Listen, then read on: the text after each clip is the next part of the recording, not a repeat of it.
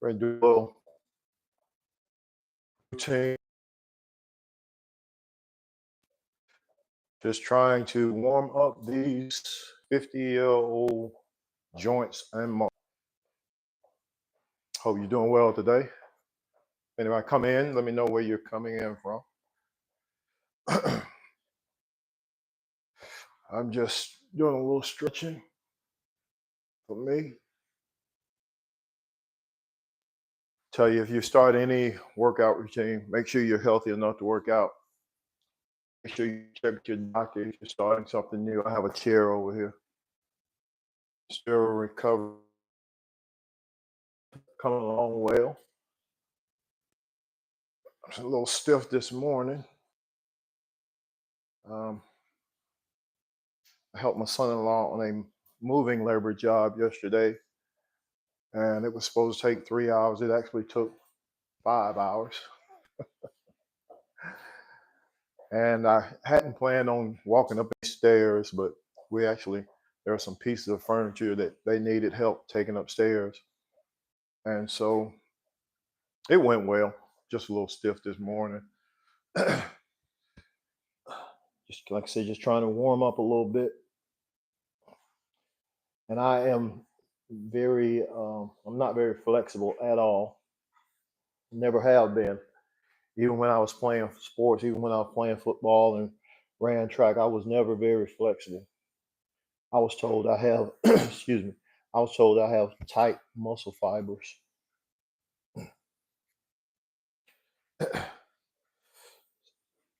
So just stretching out a little bit. Low impact routine, and this is for seniors. I'm like I said, 58, so I try to stay kind of mobile as much as possible. But like I said, I've never been very flexible. And I tell anybody you can get in shape from the comfort of your own home. Definitely depends on what you're eating, what you're putting in your body. And I tell people, warm up as much as you need to. Listen to your body, take care of your body. Your body will take care of you. Just loosening up my shoulders a little bit. Thanks for coming in. Dre, is that you? No, I'm not Dre. User Man 2024. Thanks for coming in. Where are you watching from? Gonna do some, again, this is for seniors, guys. I'm 58 years old, so this may not be much of a challenge for you. So I'm just gonna start off with marching in place. This can be actually a routine in itself or could be used for warm up. So with this right knee, it's still not able to bend it as far as I'd like to. Still feels kind of tight. Go ahead and take these shoes off. I'm not doing anything that I'm going to need shoes.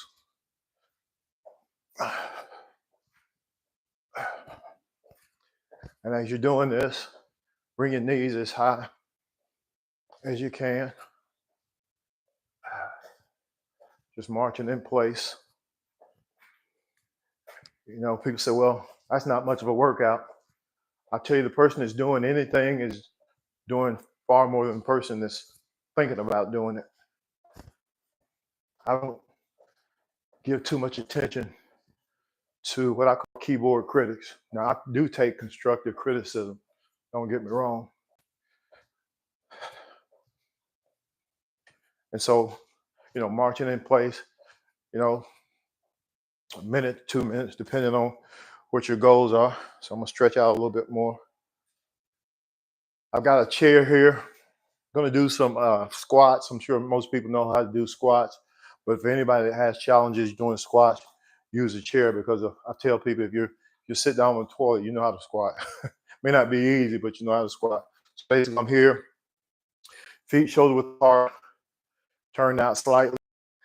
I'm going here for me. Now, I did a video a couple of days ago, maybe last week, I believe it was, And with this knee, I'm still not able to squat as low as I should. So turning here, that's about it for me right now. Even prior to that, even before my knee replacement, I was never one that was able to squat real low. Now, to help do that, if you're going to squat lower, let's imagine this is a weight, let's say a plate. You put your heel under the weight. I do have some weights over there. I just didn't want to grab them. Put your heel under your weight. Put the weight under your heel rather, and it brings the heel up a little bit. So I'm able to squat just a little bit more or a little bit further. But, for me, this works. 2, 3, 4, 5, 6, 7, 8, 9, 10, 11, 12, 13, 14, 15. So going back to marching in place. And I feel that tightness here. Appreciate it. Thanks for the light.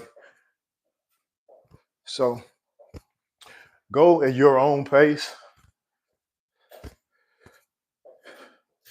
And this is going to be basically the same thing, except you're driving that knee up and kind of concentrating on almost a crunch. Got my heart rate up. And that right there has my heart rate up, of course. Going back to, we do 10, so do 20, 10 on each side. 1, 2, 3, 4, 5, 6, 7, 9, 10. Driving. 17, 18, 19, 20.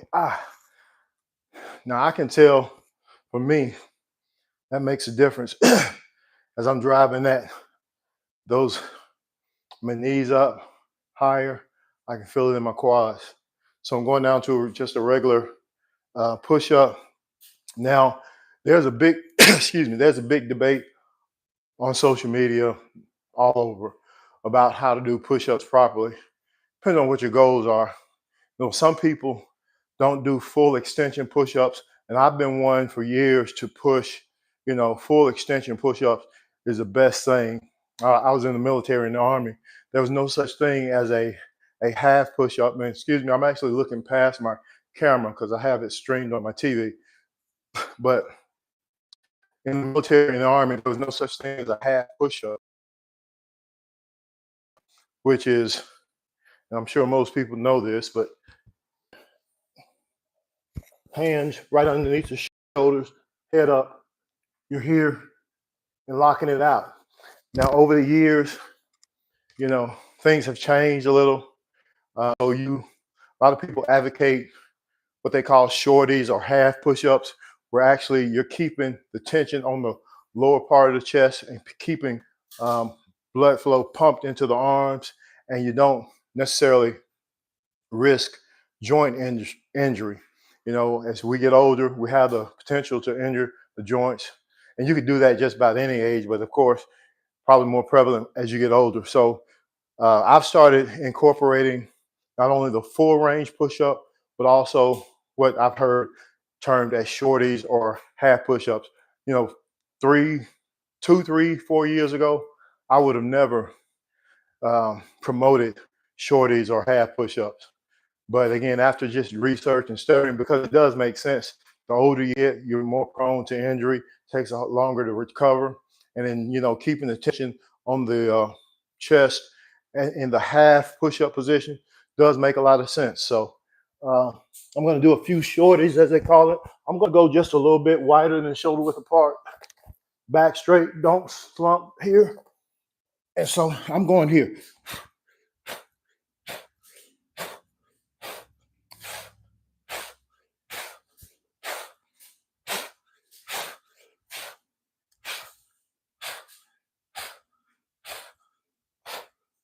I guess that's 20. I think that's 20. And of course, if you can't do 5 of these in a shorty range, so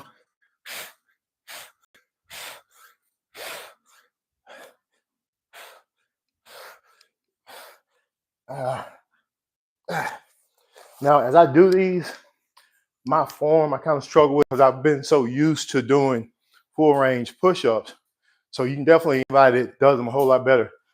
Definitely love any kind of advice you can give on those. Again, in the Army, it was always front lean and rest position, back straight, core tight. You push up and you lock all the way out, and you go down. Your chest would hit the ground. That was going to be one push up. If you, again, I was in the military. I went in '84, so 1984. Standards have changed a little, from what I understand. But as I was doing the push-ups back then, they would tell you again, front lean rest position, lock it out. If you didn't lock it out, it was not a full push-up. But as things progressed, information, people who more focus on form and proper form, they brought it to the forefront that there's a possibility for injury, possibly shoulder and your elbows if you're locking them out. Again, I'm definitely no expert in it, but again, for years, locking it out. So that being said, going back to some marching in place, and you decide what your goals are. And then this is for older people, seniors. And this knee is bothering me, I'll tell you. The job I did yesterday kind of took a toll on me. Didn't realize it till this morning.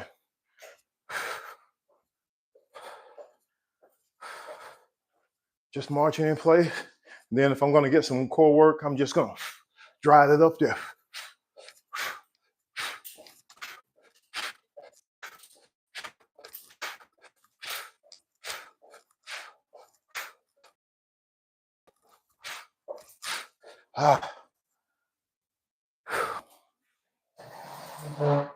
Using the chair. Again, some people are less mobile than others and struggle with squats. So basically, you'll take a chair. May need a chair with the arms on it, depending on how mobile you are and what kind of condition you're in right now. But maybe here, just drive up. 5, drive up, push through the floor. And I feel it. I feel it in the quads. Again, depending on what your goals are. So I just did push it and and get down on the floor. Here, make sure it's against the wall, something that's sturdy so it doesn't slide. You don't want to injure yourself.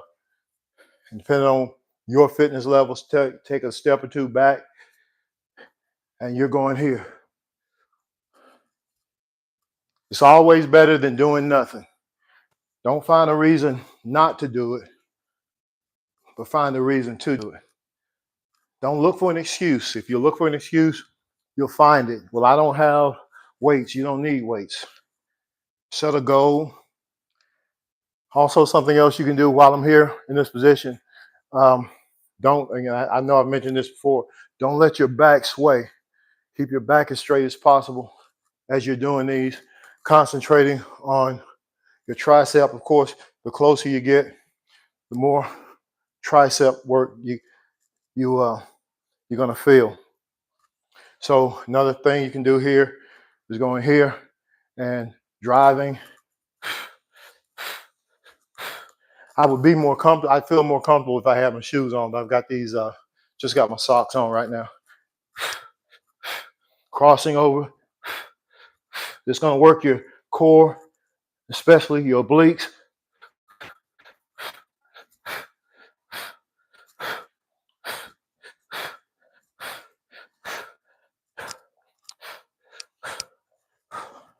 Again, low impact, very little stress on the body, and you can push this a lot further. Let's say I have some dumbbells here. I'm gonna grab my 15 pounders. Once you start to progress, you know, grab some dumbbells, grab some weights for the squats, and just